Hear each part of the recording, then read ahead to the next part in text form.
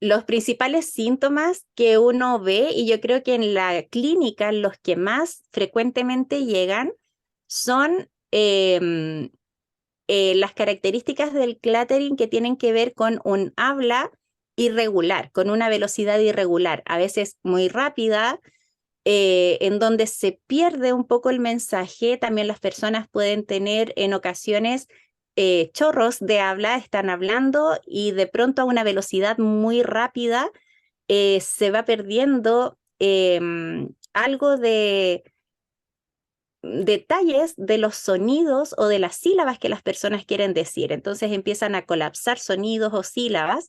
También existen algunas dificultades con el volumen de lo que las personas quieren decir.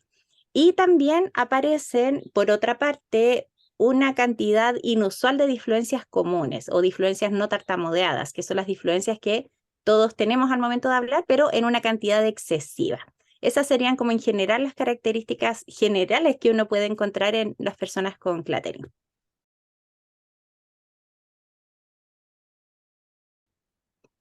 Bueno, nosotros podemos diferenciar dos tipos de cluttering. Tenemos, por una parte, el cluttering más fonológico y el cluttering sintáctico. El cluttering fonológico es el que tiene que ver con la estructura de las palabras o de los sonidos dentro de lo que nosotros queremos decir. Aquí nosotros podemos encontrar las principales características, como ya les mencionaba antes, que donde las personas tienden a juntar o a hipercolapsar sílabas o sonidos. Por ejemplo, en vez de decir dinosaurio, pueden decir dinosaurio y se comen algunos sonidos dentro de las palabras, lo que cuando están dentro de una frase larga empieza a generar en el mensaje que uno escucha cierta pérdida de información.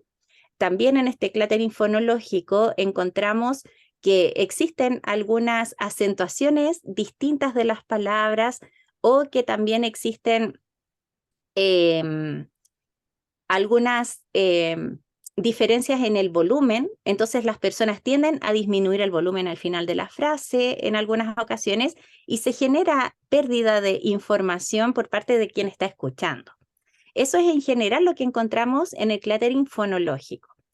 También, por otra parte, tenemos el cluttering sintáctico, en donde lo que principalmente podemos encontrar es que las personas explican lo que quieren contar, sin embargo, usan muchas difluencias comunes y tienden a perder el foco de lo que están queriendo decir.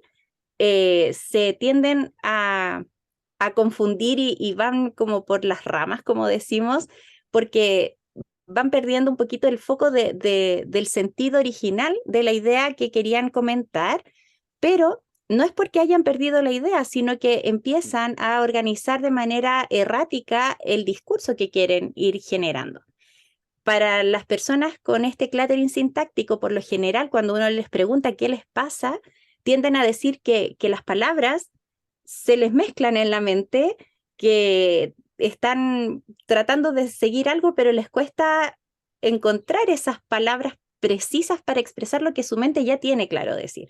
Entonces, son dos formas distintas de poder manifestarse. Ahora, es interesante saber que ambas formas pueden ir mezcladas, puede aparecer cluttering fonológico y sintáctico, y además ambas pueden aparecer con tartamudez y otros diagnósticos. Entonces, también es importante saber diferenciarlos para poder realizar un buen diagnóstico y por lo mismo una buena intervención posterior. Cuando nosotros hablamos de la planificación del lenguaje, estamos hablando de algo bastante complejo y algo un poco superior, distinto a lo que, por ejemplo, voy a hablar en contraste a lo que ocurre con la tartamudez. Cuando hablamos de tartamudez, estamos hablando de algo más bien motor, algo que ocurre a nivel de lo que queremos decir con las palabras, ¿sí? O sea, algo que ocurre en la planificación motora. Pero cuando hablamos de cluttering, estamos hablando de algo un poco superior que tiene que ver con la planificación del lenguaje.